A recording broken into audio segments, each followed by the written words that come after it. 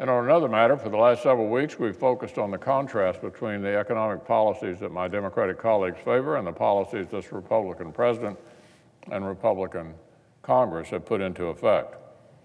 Under nearly a decade of Democratic leadership, the American people saw slow and insufficient growth.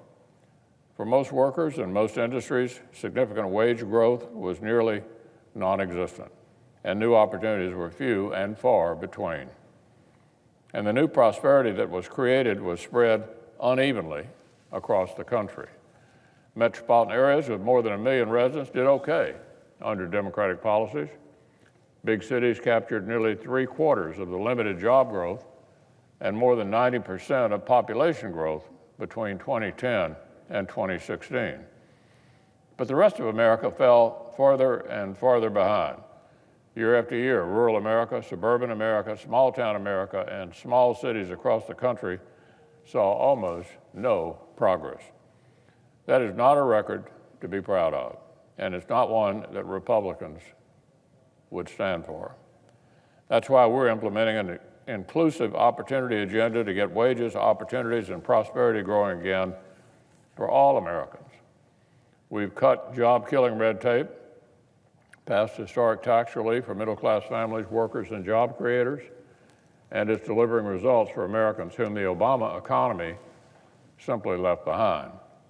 I hear frequently from workers and small business owners in my state about how lifting these burdens is changing their lives. And I recently heard from Senator Grassley about the good things tax reform is doing in the state of Iowa.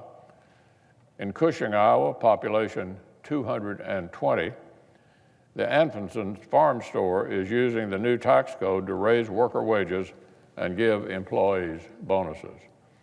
Across the state, the 162 full-time manufacturing workers at the Dyersville die-cast are receiving their own tax reform bonuses.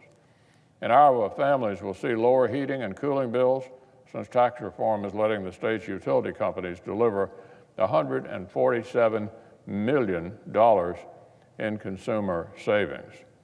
Iowans should be proud that both of their U.S. senators voted for the historic reform that made all this possible. South of the border in Missouri, it's a different story. There, too, tax reform is a big win for working families and small businesses.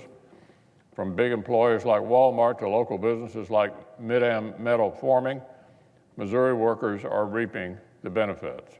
But unfortunately, only one of Missouri's senators voted for it. The state senior senator voted on strict party lines to block these historic tax cuts from reaching workers and families. Maybe my Democratic colleagues still prefer the left-wing policy playbook that funnels jobs and prosperity into the biggest and richest cities, but does very little for states like Missouri and Iowa. I'm proud Republicans are taking things in a different direction, and all kinds of Americans are doing better because of it.